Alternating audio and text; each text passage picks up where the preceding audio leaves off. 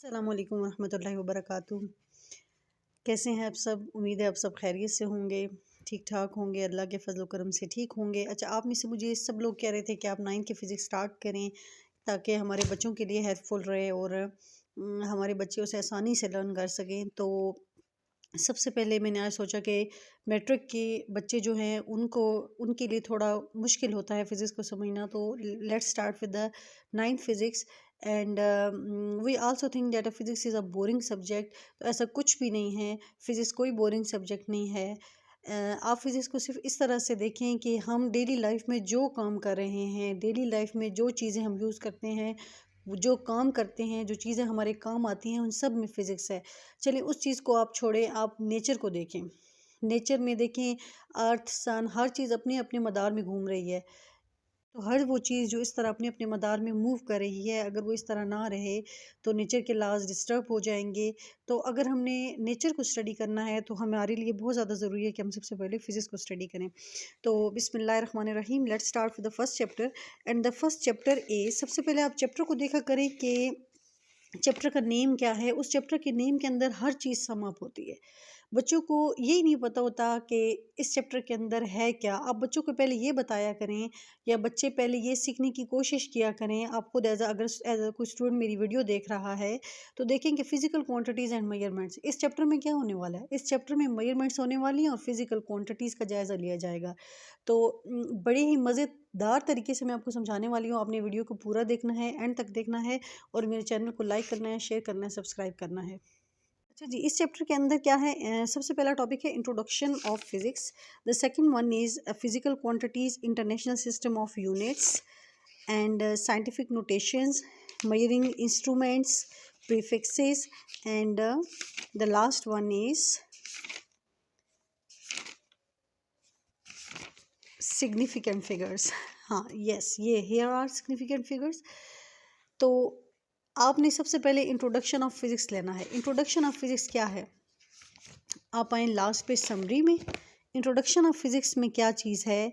Physics is a branch of science that deals with matter, energy and their relationship. आपके पास अगर आता है कि डिफ़ाइन फिज़िक्स, फ़िज़िक्स क्या है, तो आपने ये वाली डिफिनेशन लिख देनी है कि फ़िज़िक्स वो ब्रांच ऑफ साइंस है जो कि मैटर, एनर्जी और उनके आपस में रिलेशनशिप के साथ डील करती है। मैटर क्या है? हर वो चीज़ जो वज़न रखती है, जिसका वेट है, जिसका मैस है, वो क्या है? मैटर है। और जो एनर्जी है के साथ उसका रिलेशन जब हम डिस्कस करेंगे तो हम क्या कहेंगे कि ये फ़िज़िक्स को हम डिस्कस कर रहे हैं। उसके बाद आपको पता होना चाहिए कि फ़िज़िक्स में क्या क्या चीज़ें आती हैं। फ़िज़िक्स में है some main branches of physics are mechanics, heat, sound, light, optics, electricity and magnetism, nuclear physics and quantum physics. ये सारी जो आप ब्रांचेस देख रहे हैं ना, ये आप मास्टर लेवल पे जाके एज अ सब्जेक्ट पढ़ते हैं। ये बच्चों को नहीं बताया जाता 9th में, बस उन्हें रटवा दिया जाता है कि ये ब्रांचेज़ है। आपने फ़िज़िक्स को बड़े जोश व खरोश से पढ़ना है और फिर इन सब में से किसी एक चीज़ में एक्सपर्ट होना है। पता है आपको? आपने या लाइट में या साउंड में या इलेक्ट्रिसिटी मैग्नेटिज्म में या क्वांटम फिज़िक्स को एज अ फील्ड चूज़ करना है। मेरा जो सब्जेक्ट था वो था इलेक्ट्रिसिटी एंड मैग्नेटिज्म, तो आप भी इसे एज अ सब्जेक्ट लेने वाले हैं, ठीक है। तो ये तो हो गई इंट्रोडक्शन ऑफ फिज़िक्स के एक्चुअली फ़िज़िक्स है क्या। अब आते हैं अपने मेन टॉपिक की तरफ, और हमारा मेन टॉपिक है जो इस चैप्टर का सबसे इम्पॉर्टेंट टॉपिक है, that is a physical quantities. Physical quantities आप इंग्लिश में कैसे लेते हैं? A measurable quantity is called physical quantities. Student जो इजीली डेफिनेशन याद कर सकते हैं वो ये है कि all measurable quantities are called physical quantities. ये आपके पास डेफिनेशन है, आपने यही डेफिनेशन लिखनी है। इसके बाद एग्जांपल्स में आप लिखेंगे सच एज़, आप एग्जांपल की अलग से हेडिंग बनाएंगे और एग्जांपल में अलग से लिखेंगे such as length, mass, time and temperature. Okay हो गया। अच्छा, ये तो आ गई आपकी पेपर की बात जो आपने पेपर में लिखना था। अब आते हैं समझने की तरफ। देखिए, मैं सादा सी बात करूं तो सादा सी बात यह है कि हर वो क्वांटिटी जिसे हम मेजर कर सकते हैं उसे फ़िज़िकल क्वांटिटी कहा जाता है। बात आ गई समझ? कोई मुश्किल चीज़ नहीं है।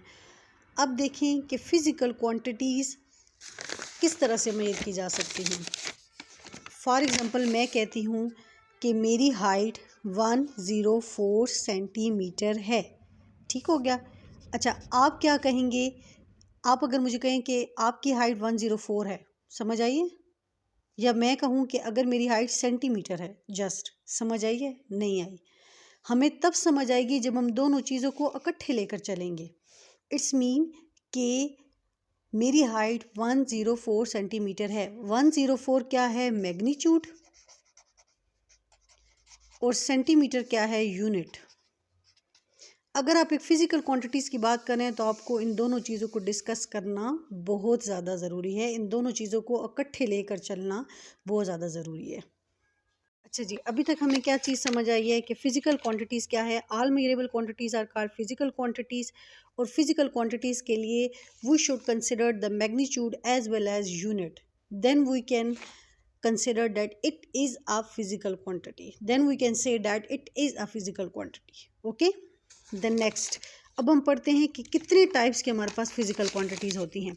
सबसे पहले है जी फिजिकल क्वांटिटी। हमारे पास दो तरह की हैं, एक हो गई हमारे पास बेस क्वांटिटी, और दूसरी हो गई जी हमारे पास ड्राइव क्वांटिटी। अच्छा, बेस क्वांटिटी क्या है? बेस क्वांटिटी पढ़ते बाद में है, पहले आप समझ लें। बेस क्वांटिटी क्या चीज़ है? जो फंडामेंटल क्वांटिटी है।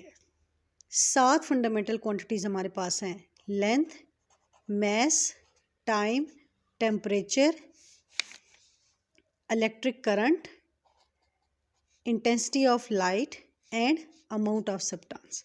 ये 7 जो हमारे पास हैं ये बेस क्वांटिटीज़ हैं, यानी कि जो बेसिकली फंडामेंटल क्वांटिटीज़ हैं वो बेस क्वांटिटीज़ हैं, जिनको यूज़ करके हम किसी और क्वांटिटी को एक्सप्रेस कर सकें, उसे बेस क्वांटिटी कहा जाता है। बिल्कुल सिंपल लैंग्वेज में, कि जिस क्वांटिटी को हम कंसिडर करके किसी और क्वांटिटी में एक्सप्रेस कर सकें, वो क्वांटिटी बेस क्वांटिटी कहलाती है। अब बात करते हैं ड्राइव क्वांटिटीज़ की। ड्राइव क्वांटिटीज़ वो होती हैं जो फंडामेंटल क्वांटिटीज से निकली होती हैं, यानी कि जो बेस क्वांटिटी से ड्राइव हुई है वो ड्राइव क्वांटिटीज़ हैं। अब ये तो हमें पता चल गया कि बेस क्वांटिटी 7 हैं, लेकिन ड्राइव क्वांटिटी हर वो क्वांटिटी होगी जो बेस क्वांटिटी से निकली होगी। क्लियर हो गई बात? इसके बाद आते हैं जी इसकी डेफिनेशन की तरफ। आप ये डेफिनेशन लिखेंगे: base quantities are the quantities on the basis of which other quantities are expressed. ये हो गई इसकी डेफिनेशन। फिर आप लिखेंगे इसके example: these are the length, mass, time, electric current, temperature, intensity of light and the amount of substance. अगर आपको ये याद नहीं हो रही तो आपके लिए बहुत आसान सी ट्रिक है, TALL टाल CMT। क्लियर हो गई? ये आप याद कर लें। T stand for temperature, A stands for amount of substance, L stands for length, L stands for luminous intensity, C stands for current, M stands for mass and T stands for time. Clear? अब ये याद रख लें, टाल CMT, तो आपको ये 7 physical quantities याद हो जाएंगी। क्लियर हो गई ये बात? Next one is drive quantities. अब हम ड्राइव क्वांटिटीज़ की बात करते हैं। अब ये डेफिनेशन करेंगे: the quantities that are expressed in terms of base quantities are called derived quantities.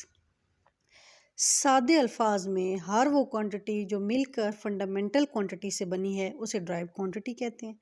यानी कि हर वो क्वांटिटी जो कहाँ से निकली है? बेस से निकली है, उसे क्या कहेंगे? Drive quantity.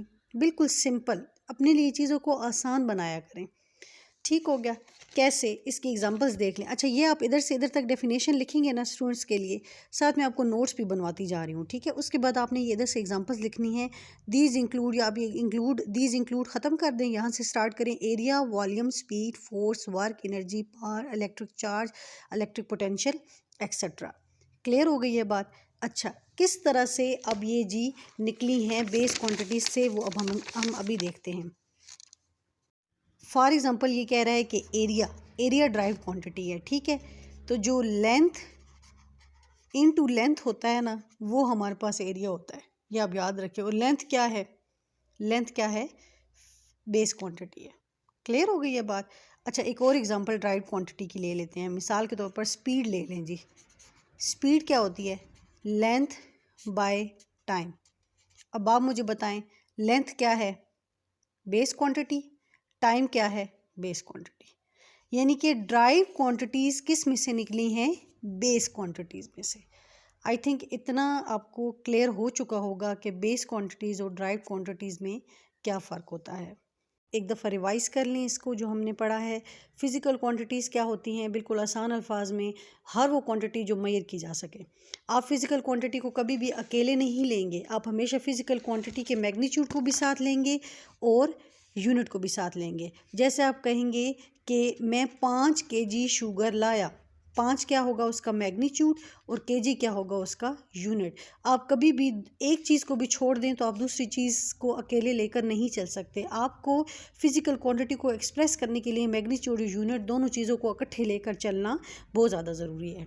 क्लियर हो गया। उसके बाद ये हमने पढ़ा कि फ़िज़िकल क्वांटिटीज़ हमारे पास 2 किस्म की होती हैं।